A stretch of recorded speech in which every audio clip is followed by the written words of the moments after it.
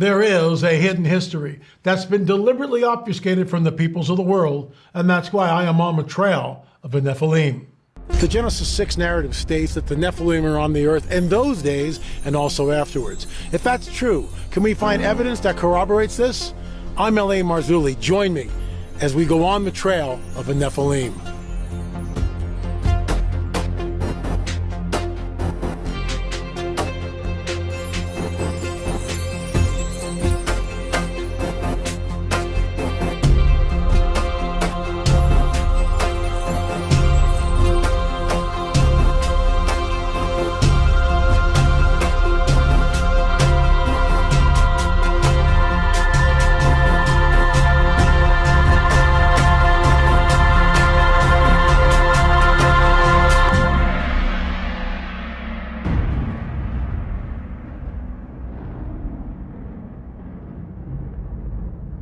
Folks, I'm on the trail. I am your intrepid host, L.A. Marzulli. Welcome to yet another Tuesday show on the trail.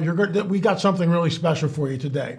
I sat down with Dennis Stone, the curator and owner of the property known as America's Stonehenge. We made two films about that, number 4 and 5 in the On the Trail series. You can check those out. We'll get into this and so much more, but first, a word from our trusted sponsor. Low levels of collagen show up in more ways than one. Although sagging skin and wrinkles are the most common that come to mind, did you know that your nails, hair, and joints can also be signs of low collagen levels as well?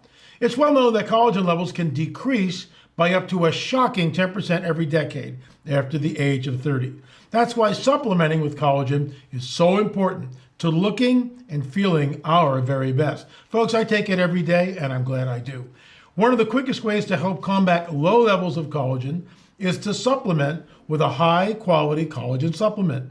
And there may not be a better choice than healthwithla.com, which uses 5 critically important types of collagen to help provide your skin, hair, nails, and joints with the nutrients that they need.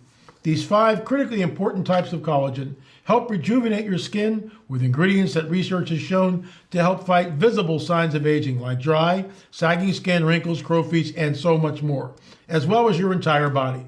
Formulated to be a highly effective collagen supplement, it's no wonder why tens of thousands of Americans are turning to it.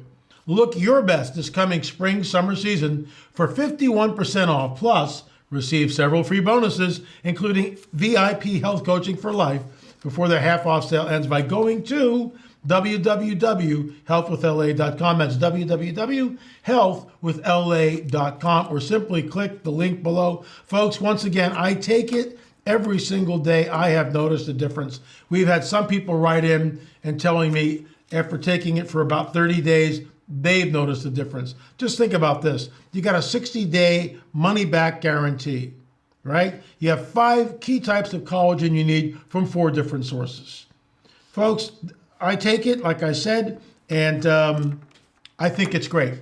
Please go to healthwithla.com. That's healthwithla.com. So Dennis found another alignment, and John Adams is going to put up a map so you can see that all these standing stones, which go around the site, have different alignments. And I've talked about this before. Some go to Chaco Canyon in New Mexico, others Teotihuacan in Mexico, others to Machu Picchu in Peru, the Canary Islands, the Great Pyramid of Giza. When Fritz Zimmerman was there and Dennis was showing the connectivity between these standing stones and other megalithic sites, Fritz called it the Axis Mundi, the center of the world. Number 5 in the On the Trail series is called Axis Mundi. And all hats off to Fritz because he named it as such. So Dennis called me very excitedly a few weeks ago and we discussed this. He found another alignment. And I'm not going to spoil it. I'm going to let him tell you and show you, and then we'll get into that. At the very end, I'll kind of weigh in as I always do. So here's my interview with Dennis Stone from America's Stonehenge. I'm here with Dennis Stone, and I'll never forget our first meeting, and then, of course, meetings through the years about America's Stonehenge. Mystery Hill is what it used to be called. Dennis, welcome. Thanks so much for taking the time and coming on the record. I appreciate it. So in our film, we actually did 2 films on America's Stonehenge, On the Trail of the Nephilim. And what is there is absolutely mind-boggling. I credit your son Kelsey Stone with the greatest archaeological discovery of the 21st century, and of course, no one's paying attention. So, oh, well, it really, it's just a coincidence. And that, of course, is Kelsey's groundbreaking discovery of the link between the stones at America Stonehenge and Stonehenge, England. And that is when I first saw it. That was on Scotty Walters' America on Earth, and I contacted you the very next day, which led to this relationship that we've had over the years, which led to two films on your site, America Stonehenge. And the reason why we're doing this, and I'll show you this, folks. I'll show you the connectivity between America Stonehenge and Stonehenge, England. Dennis, why don't we start there? Just tell us about that and how that whole thing happened, please. Right. That happened back in 2012 with my son Kelsey, as you mentioned. He was in a semester break at college at the time, and he was just on using Google Earth, and he was looking at different alignments, actually closer by to America's Stonehenge initially, just in the local area, because there are other sites around here. And even in the 1970s, some of our researchers suggested that on some of the alignments, if you went far, went out on the alignment across like a couple miles, maybe you'd see one of these other chambers. And they had to do it on foot. They didn't have Google Earth back then. So there's a lot of work just to go over on one of the alignments several miles. And they had to get permission from the property owners in some cases. And you had to actually search for these things deep in the woods. So Kelsey actually got on Google Earth and he started looking at several of the different alignments and went out in different areas. And one of them he went on was the summer solstice sunrise alignment to the northeast of the main site. And when he went on that, he started going out. And actually, it goes to a central platform, and between the platform and that monolith, which is kind of neat the way it's shaped, it has kind of an asymmetrical top on it with a point to the left and it slopes down to the right. We opened that in 1973. And when we opened up the horizon and looked at that, I think it's like the third stone that we opened up the horizon to, the first one being in 1965, the winter solstice sunset monolith. And we ever saw the horizon and saw that the horizon was formed by two hills and they formed a notch. And the notch was the same shape as the top of the rock. It was like that. And you mentioned coincidence before, like, there are coincidences, but not everything's a coincidence. And when you see that, it's like, oh my God, it was so exciting back 50 years ago this year, LA. So wow. Kelsey basically took it across from the platform to the stone circle. We found a circle in the mid-70s, a beautiful stone circle between the monolith and the central viewing platform about halfway. And it's an elliptical shaped circle made out of stones. And in the center, there's a stone too. And if you stand there, you look at the top of that rock, it fits into that notch we just mentioned. And in Europe, they call those notches horizon features. And on the summer solstice, the sun rises 90 degrees to the slope of that stone and the hill at the same time. And it rises across during the course of the day. It sets on the summer solstice sunset. So as Kelsey went across that and went across New England, Maine, went up past Nova Scotia up in that area, he decided just what the heck, take it across the ocean, what could go wrong, So they took it and he went into, and he did take it over to England. And we have been to Stonehenge with him. We've been over there a couple times to Europe with him. And as it went into England, he had kind of a small scale. Everything was kind of small. And it went into southern England. He goes, well, that's pretty close to Stonehenge. That's kind of interesting, So as he changed the scale on the computer, he just kept exploding and it got larger and larger. And he realized, yeah, it's kind of like in the area of Stonehenge. Stonehenge hasn't appeared on Google Earth quite yet. And he kept changing the scale and he had to really blow it up. And all of a sudden he sees the word Stonehenge pops up and he's like, holy cow. And then as you blow it up more, you can start to see the image, the photo images of Stonehenge.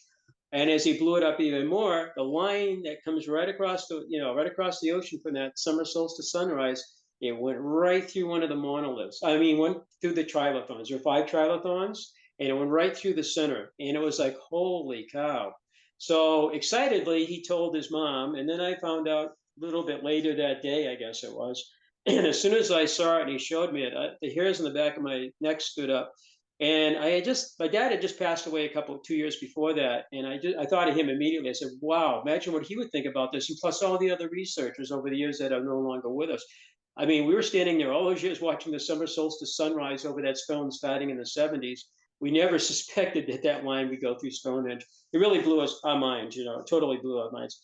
And then it did end up on Scott Walter's show. They had to change the whole shooting schedule, and they got us earlier.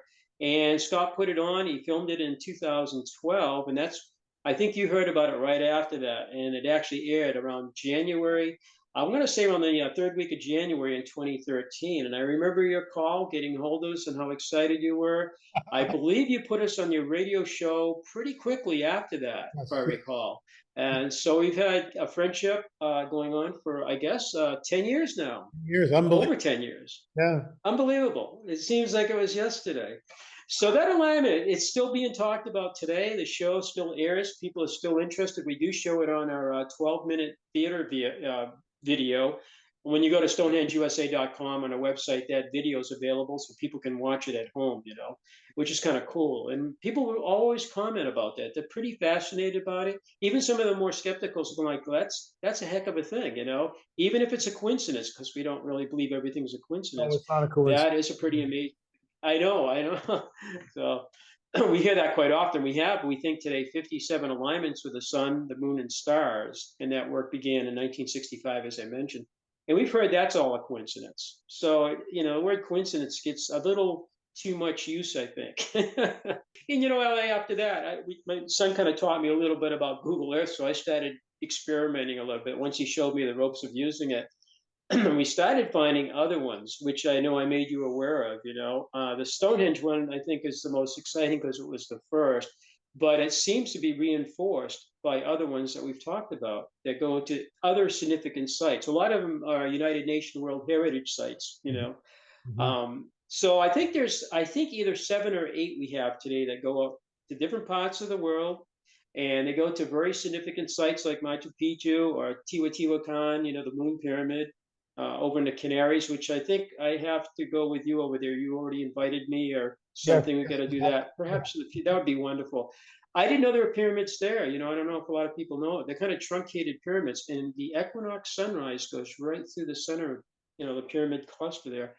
The equinox sunset goes from Pueblo Bonito or Chaco Canyon, So the last one we were discussing, I think, again, I think I got your attention, was a gentleman was part of the New England Antiquities Research Association for over 30 years. He was a vice president there.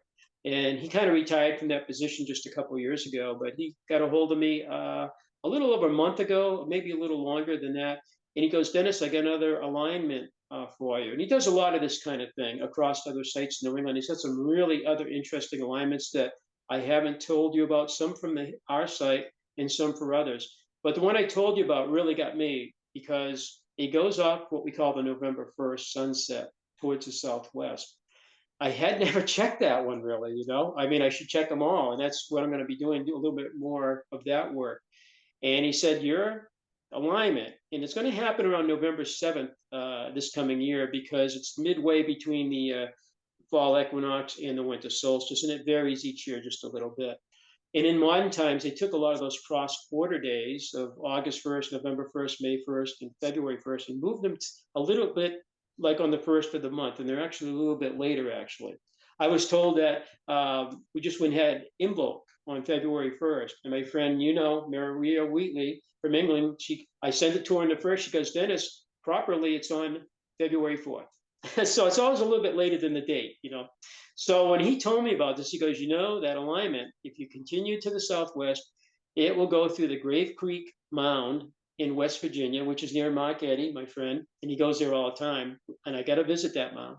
And then it continues and it goes to the Great Serpent Mound in Peebles, Ohio, in Adams County. I'm like, what the heck? It goes through both of those. And I tried it the other day. I tried it before I sent it to you, probably about a half a dozen times, because I don't like to do it once, make a mistake, and then embarrass myself.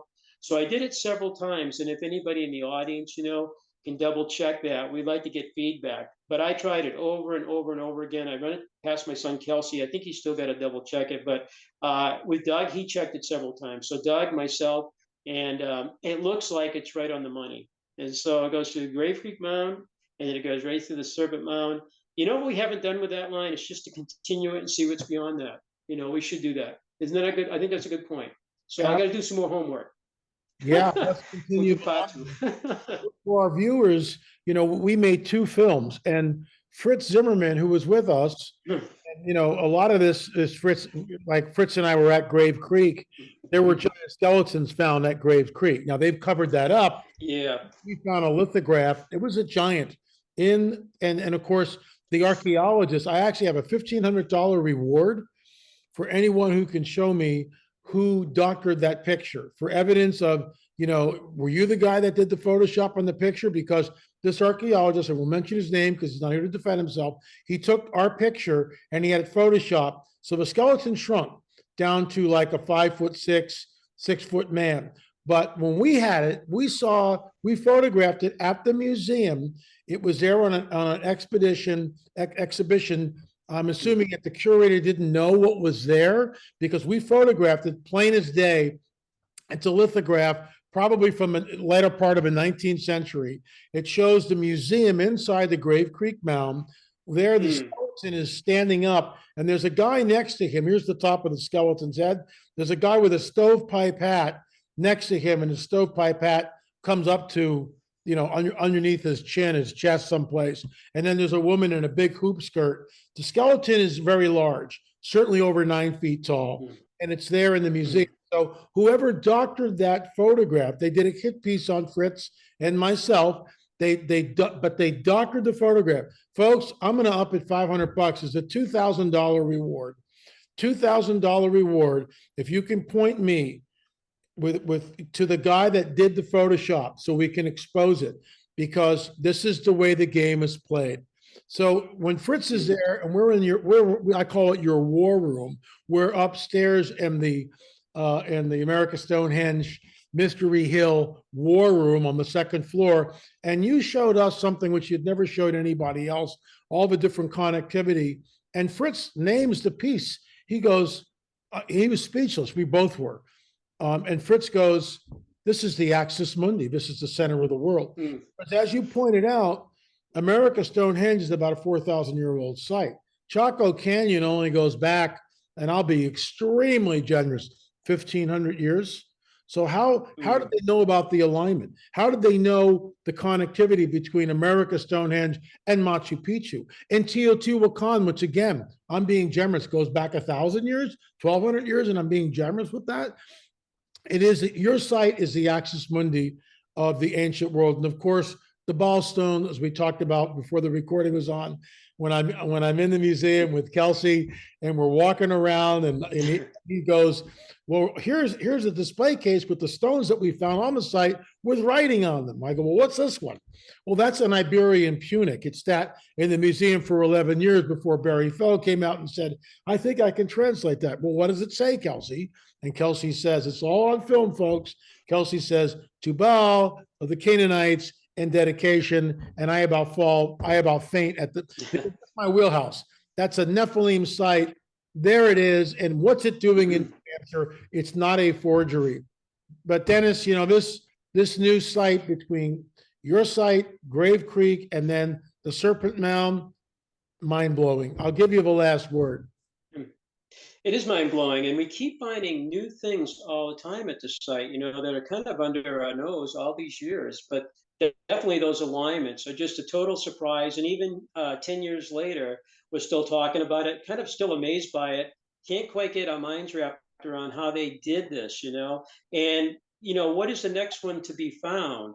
You know, and I'm excited. I guess going to have to do a little bit more research on all of these alignments, because we keep finding, as you mentioned, the summer solstice sunrise 10 years ago. And then as we found out, it continues over towards the Middle East. It goes through, I don't know if I should bring it up at this point, but maybe that's for part 2.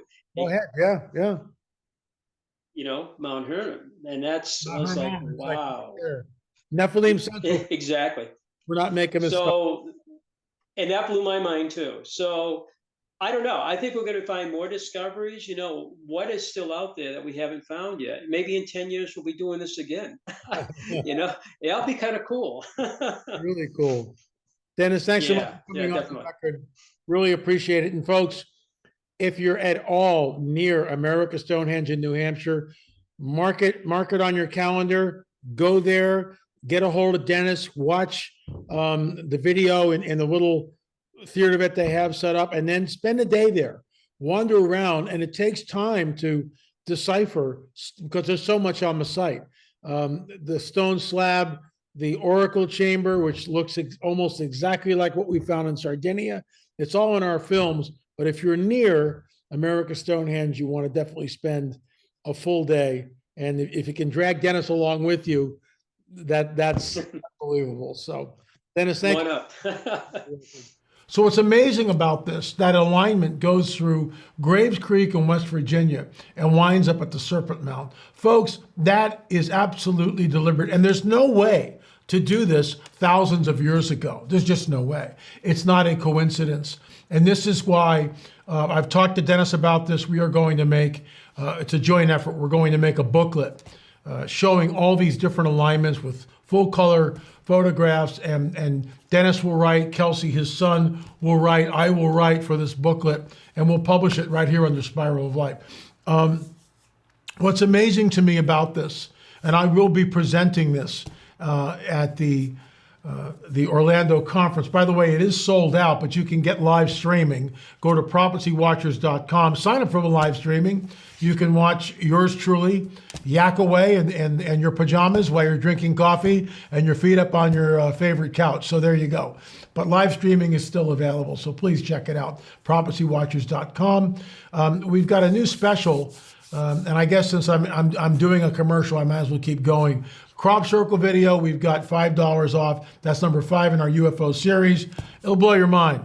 It'll blow your mind. And what we show, and I'm not going to give it away here, what we show at the end of the film is unprecedented. And I want to thank Jeffrey Wilson for letting us use some of those photographs that show that huge crop circle in Ohio. That's all I'll say about it. LAMarzulli.net, LAMarzulli.net. Everything's available at streaming.LAMarzulli.net. All the videos are there. But let me get back into this because I want to weigh in a little bit about this. America Stonehenge is a 4,000-year-old site. If these alignments can only be done through the air, and this is what's astounding about it. So you say, well, who cares, LA? Who cares about these alignments? What does it mean to go from America Stonehenge down to Graves Creek Mound and then to the Serpent Mound? That's a considerable distance. In order to do that, one has to know trigonometry. You've got to know that the Earth is not a flat land, it's not a flat plane, okay? It's a sphere. And you've got to know and mathematically be able to compute the curvature of the Earth within that calculation. So you've got 4 points which are connected. You've got the standing stone, the center of America. Let's go here. The center of America, Stonehenge, right? That's the viewing part. Then you've got the standing stone that Dennis Stone talks about. Then you've got Graves Creek Mound. Then you've got the Serpent Mound. There are 4 points which are in direct alignment. 4 points in direct alignment with each other. And in order to do that, one has to know trigonometry. And you have to be able to factor in the curvature of the Earth so you can connect those points. Who is the prince of the power of the air? What we are looking at are the fingerprints of the supernatural. Mainstream archaeology, unfortunately, won't even look at this, which is why we're going to get all these alignments in one booklet and show on Google Earth that this is repeatable over and over and over and over again. If you have Google Earth, you can do this at home and see for yourself. This is, in my opinion, and I'll say it again, the greatest archaeological discovery of the 21st century. And the reason why mainstream archaeologists don't even want to look at this, in my opinion, it completely rewrites their paradigm. Completely rewrites their paradigm. Anyway, folks, I'll be back here tomorrow with another UFO update. Thanks so much for watching On the Trail. Once again, please consider supporting us by going to LAMarzulli.net and checking out the videos. Again, we've got $5 off on the crop circle video. That will blow your mind. And I will say this. We show in the film that there is a connectivity between these ancient megalithic sites and the crop circle phenomenon.